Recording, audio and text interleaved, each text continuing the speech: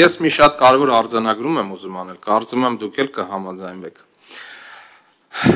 2018 թվականի փոփոխություններից հետո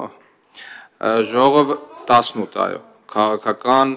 իրավիճակի թավշյա հեղափոխությունից հետո շատ կարևոր մի սկզբունք որդեգրվել է եւ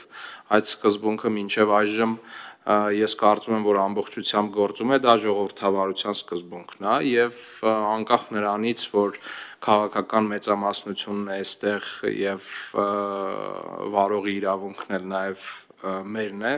ես շատ կարևորում եմ եւ այս հարթակն էլ նաեւ տալիս ենք ընդդիմադիր մեր գործընկերներին արտահայտվելու եւ շատ նորմալ եմ համարում այս քննարկումը եւ կարծում եմ, որ ժողովրդավարությունը ամենակարևոր արժեքն է, որ մենք պետք է նաեւ քաղաքականության մեջ կիրառենք, ինչի արդյունքում նաեւ մեր միջազգային ռեյտինգը բավականին լուրջ առաջընթաց է գրանցել։